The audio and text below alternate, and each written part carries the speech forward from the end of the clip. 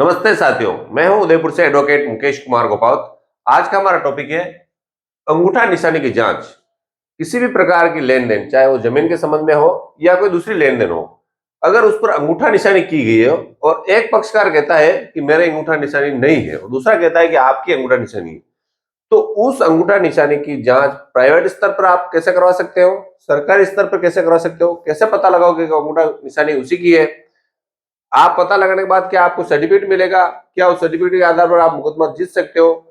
कई सारी बातों का इस वीडियो में मैं आप खुलासा करूंगा। ये वीडियो बहुत ही महत्वपूर्ण इसलिए भी है कि जीवन में कभी भी आपके सामने या आपके मिलने वाले के सामने इस प्रकार की समस्या आ सकती है, तब आप उसको एक उचित सलाह दे सको। तो इस वीडियो में अपन समझेंगे कि जो व्यक्ति मना कर रहा है कि मेरा अंगूठा निशानी है, वो जीवित है, तो उसकी जांच कैसे कराएंगे। जो मर गया है, मान लो कोई व्यक्ति जो मर गया है और उसके परिवार वाले बोल रहे हैं कि तो मेरे पिताजी ने जमीन नहीं बेची, पिताजी ने एग्रीमेंट नहीं कराया, पिताजी ने रजिस्ट्री नहीं कराई या पिताजी ने पैसों की लेन देन नहीं की, तो उसकी जांच कैसे कराएंगे।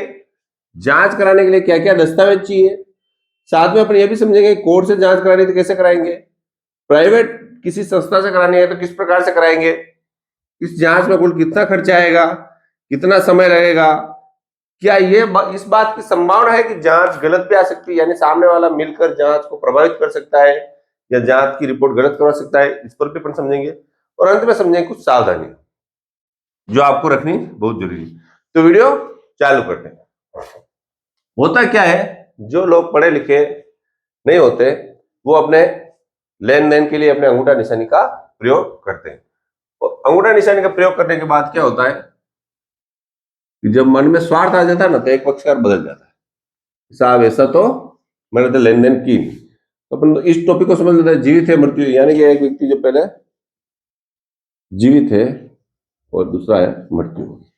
अब जीवित व्यक्ति जो मान लो कोई लेन देन है जिस पर ये उसके अंगूठा निशानी है, अब वो मना कर रहा है कि मैंने तो अंगूठा की नहीं, मैंने लेन देन भी नहीं की, तो उसकी जांच कैसे कराएंगे। उसकी जांच के लिए आपको क्या करना होगा,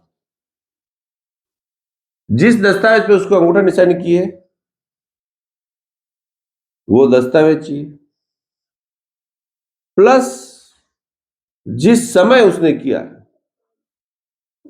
यानी कि 1990 में उसने अंगूठा किया है या 1970 में किया है या 2010 में किया है या कोई भी साल, उस समय के आसपास, यानी कि जैसे 70 में किया है तो 70 के 72 75 यानी लगभग 5-7 साल के अंतराल का कोई एक अंगूठा निशानी और चाहिए, यानी कि 5-7 साल के अंतराल का अंगूठा निशानी।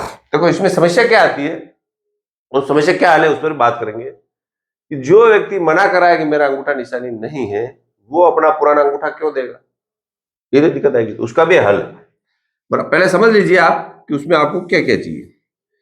तो ये डॉक्यूमेंट कहां से मिलेगा, और अगर वो व्यक्ति जीवित है उसने अभी अंगूठा निशानी किया साल 2 साल में, उसके वर्तमान अंगूठा निशानी। इसमें क्या होता है, एक फॉर्म आता है वर्तमान अंगूठा निशानी बड़ा सा, उसमें कम से कम 10 से 15 पेज, दोनों हाथों के दाएं और बाएं दोनों हाथों के अंगूठे लगाए जाते हैं कई बार अलग अलग एंगल से। फिर क्या होता है, वर्तमान में इन अंगूठा निशानी को और जो जिस अंगूठा निशानी जो विवादित है उसको लैब में भेजा जाता है। तो लैब में इसकी टेस्टिंग होती है कि ये दोनों एक मिलते हैं कि नहीं मिलते हैं। अगर मिल रहे हैं तो वहां से एक प्रमाण पत्र बनेगा। तो प्राइवेट भी हो सकता है, सरकारी हो सकता है। प्रक्रिया में बताऊंगा कि भाई ये इसके दाएं हाथ से मिल रहा है या इसके बाएं हाथ से मिलान कर रहा है। और जब मिलान का प्रमाण पत्र आ गया तो फिर वो व्यक्ति कानून में मना नहीं कर सकता कि मेरा अंगूठा नहीं। फिर कानून में आप जो भी कार्रवाई करोगे वो ये नहीं कह सकता कि मेरा अंगूठा निशानी नहीं। अब जो सवाल आती है, प्रश्न आता है कि साहब पुराना अंगूठा निशानी हम उसको कहां से लाएंगे, वर्तमान अंगूठा निशानी वो तो देगा नहीं। तो प्राइवेट जो जांच कराते हैं उसमें वास्तव में दिक्कत आएगी कि आपके अंगूठा निशानी का वो वर्तमान अंगूठा निशानी नहीं देगा। तो इसके लिए आपको क्या करना है, प्राइवेट जांच के चक्कर पर नहीं। प्राइवेट जांच तब करा सकते हो आप कि जब आपके पास दोनों अंगूठा निशानी के डॉक्यूमेंट हो, वो भी ओरिजिनल, और आप लैब में भेजकर जांच करवा सकते हो। इसमें आपके दिमाग में जो बात बैठ रही है कि किसी व्यक्ति का अंगूठा निशानी किसी व्यक्ति ने एक लिखा पड़ी है, चाहे वो एग्रीमेंट है, कोई रजिस्ट्री, उसने अंगूठा किया, आपने किसी लैब वाले को दिया कि जांच करो, तो कि ये इसी व्यक्ति का लैब जांच नहीं करेगी, लैब सिर्फ मिलान करती है। मिलान में क्या होगा कि दोनों अंगूठे निशाने एक जैसे, यानी कि दो अंगूठे निशानी आपको भेजने पड़ेंगे, तभी एक अंगूठा निशानी कभी जांच नहीं हो सकती। अब जो मैं बात कर रहा था कि भाई आप ये लाओगे कहां से, उसके पुराने अंगूठा निशानी वो देगा नहीं, नए अंगूठे निशानी देने को तैयार नहीं है। उसके लिए आपको क्या करना है, जो व्यक्ति मना कर रहा है, अगर उसने आपके साथ कोई धोखाधड़ी की, ठीक है, एक होता है सिविल नेचर का मामला, सिविल मामला जैसे पैसों के लेन देन का मामला है, रजिस्ट्री की एग्रीमेंट नहीं करा रहा है, ठीक है ना, इस प्रकार के जो मामले, मैंने इस पर अलग से वीडियो बना रखा है, वो सिविल नेचर के मामले हैं, उसमें जांच करानी है, इसमें जांच करानी, धोखाधड़ी का अगर जांच करानी है तो आपको पुलिस में रिपोर्ट देनी है कि साहब मेरे अंगूठे का फर्जी उपयोग किया, या आपने अंगूठा किसी व्यक्ति ने आपके साथ दे दिया है करके और आपसे पैसा ले लिया है और अब रजिस्ट्री नहीं करा रहा, तो भी आपको पुलिस में रिपोर्ट देनी है कि साहब मेरे साथ धोखाधड़ी किया है, और साथ में वो दस्तावेज लगाना। जैसे ही आपकी एफआईआर दर्ज हुई, वो डॉक्यूमेंट पे उसके अंगूठा निशानी सही है या गलत है, इसकी जांच पुलिस करवाएगी। पुलिस कैसे कराएगी, एक तो डॉक्यूमेंट उससे ले लेगी, वो पुलिस के पास एक चीज है, क्या है, डंडा, वो क्या करेगी, देना ही पड़ेगा उसको, नहीं तो बंद बंद करेंगे।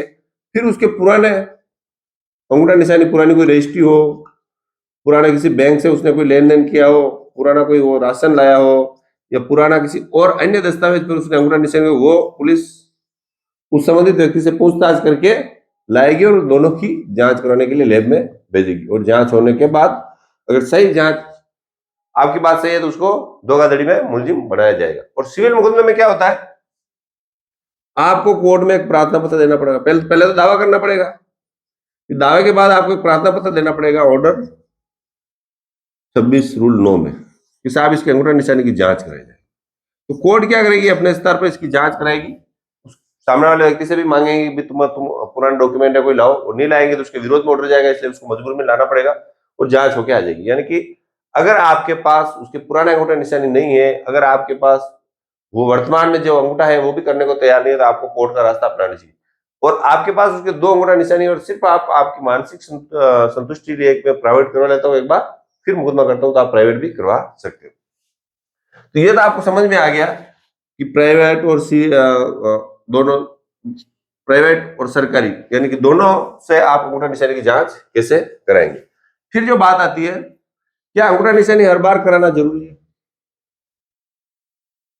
ना, क्या अंगूठा निशानी एक व्यक्ति मना कर देता है, जैसे कि मान लो एक लिखा पड़ी है, आप बात को गहराई से समझिए, इस पर एक व्यक्ति ने अंगूठा कर लिखा, ये पूरी लिखा पड़ी, भले इकरार हो, कुछ भी लिखा पड़ी हो, और इस पे दो गवाह है, ठीक है, एक गवाही हो गया, दूसरा हो गया, भले दो या तीन गवाह है। अब ये अंगूठा निशानी करने वाला मना कर रहा है, और ये गवाह बोल रहे हैं हाँ हमारे सामने अंगूठा निशानी की, ठीक है।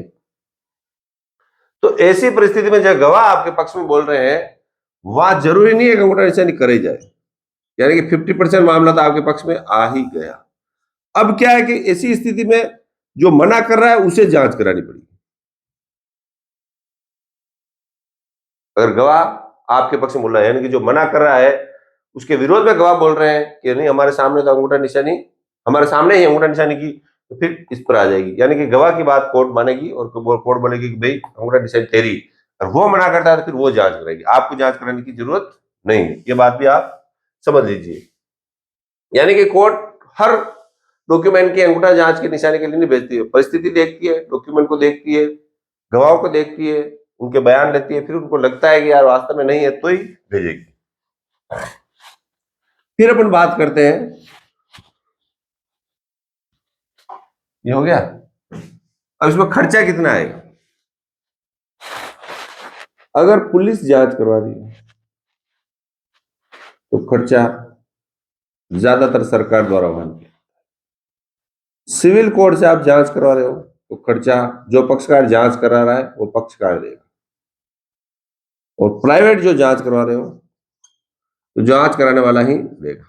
अब कितना आएगा इसमें, इसमें कम से कम खर्चा आता है, डॉक्यूमेंट पे निर्भर है, 5,000 से लगाकर करीब 25,000 रुपए तक का खर्चा है।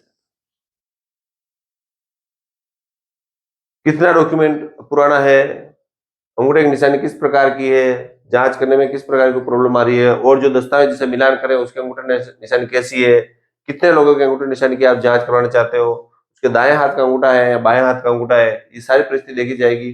साथ में ही उस लैब के जो सरकार द्वारा मान्यता प्राप्त है उसके चार्ज क्या है वो भी देखे जाएंगे। फिर आता है समय, कितने समय में ये जांच हो जाएगी, तो लगभग आप प्राइवेट कराते हो तो लगभग 15 से 20 दिन में हो जाती है। जो सरकार बेचती है उसमें क्या हुआ, काम ज्यादा तो ज्यादा कभी कभी 6 माह भी लग जाते हैं, कभी 3 माह में भी आ जाते हैं। फिर बात आती है कि क्या जांच गलत होने के चांस है। तो जांच क्या होती है, जांच भी इंसानों द्वारा की जाती है ना, किसके द्वारा, इंसान के द्वारा की जाती है। तो इंसान से गलती हो सकती है और जबरदस्ती जानबूझकर जांच गलत नहीं की जाती। तो जो जांच होती है उसमें लगभग मेरे हिसाब से 90% तक तो वो जांच सही होती है, क्योंकि आपने जो डॉक्यूमेंट भेजा है पुलिस ने, उस पर अंगूठा निशानी किसके करे ये बात देखी जाएगी। अगर पुलिस करवा रही है, ऐसा नहीं कि पुलिस ने जिस व्यक्ति की जांच करानी उसी अंगूठा निशानी का दूसरे के करवा दिया तो जांच गलत है। जो डॉक्यूमेंट भेजे जा रहे हैं उस डॉक्यूमेंट, दोनों डॉक्यूमेंट पे अंगूठा निशानी उसी व्यक्ति की एक नहीं है, मिलान करने पे जरूर वो भी देखे जाएंगे। फिर जो महत्वपूर्ण बात है कि जैसे एक डॉक्यूमेंट पे तो राइट पे कर दिया, एक पे लेफ्ट, लेफ्ट वाला और राइट वाले की जांच एक साथ भेजो तो निश्चित रूप से नहीं आएगा, भाई इसका है ही नहीं, जबकि हमको आदमी उसी का है। क्योंकि एक डॉक्यूमेंट पे तो उसने लेफ्ट हैंड से अंगूठा निशानी लगाई, दूसरे पे राइट हैंड से लगाई, तो फिर जांच में दोनों एक कैसे आएंगे। तो ये भी आपको विशेष रूप से ध्यान रखना है सावधानी में कि भाई इसमें सही आ रहा है या गलत आ रहा है। बाकी कोई व्यक्ति सेटिंग जमा ले कि मैं पैसा दे दूंगा ऐसी जांच गलत करा दे सरकार द्वारा, ऐसी जांच गलत होने के चांस न के बराबर है, इसलिए आप मन में ये शंका नहीं रहेगी। क्योंकि जांच तो दूसरी बार, अगर मान लो कैसे जांच हो गया आगे आपसे संतुष्ट नहीं है तो आप दूसरी जगह करवा लो, दोनों जांचों में अंतर आ गया, एक जांच वाला तो डूबा, वो कभी भी जांच गलत नहीं देगा। तो इस प्रकार के जो मामले जो बहुत साल पुरानी लिखा पड़ी होती है, उस पुरानी लिखा पड़ी के पास, आपके पास भी कोई पुरानी लिखा पड़ी कर रखी है, एग्रीमेंट है, लेन देन है, और सामने वाला पक्षकार मना कर रहा है, तो आपको टेंशन लेने की जरूरत नहीं, आप उस सिग्नेचर की जांच करवा सकते हो। सिग्नेचर की जांच करवाने के लिए जो नंबर दे रखे मैंने, अगर आपके पास कोई डॉक्यूमेंट है तो हमारे पास भी भेज सकते हो। उदयपुर में भी कुछ प्राइवेट संस्था है जो जांच करती है, जोधपुर में भी है। हर बड़े जो शहर है लगभग उनमें जांच की एजेंसी होती है। जांच की एजेंसी का पता लगाने के लिए आपको क्या करना है, आपके पास जो कोड है उस कोर्ट में जाके जो किसी भी एडवोकेट से आप पूछ लीजिए कि हमारी सिटी में कोई जांच की एजेंसी है, तो वहां से आप जांच करवा सकते हो। अगर आपके पास ऐसी कोई एजेंसी नहीं है तो हमारे यहाँ जो एजेंसी है उस पर भी हम जांच के लिए भेज सकते हैं, आपको नंबर बता देंगे अगर आपकी कोई जांच की है तो, ताकि आप सीधा उससे संपर्क कर सको।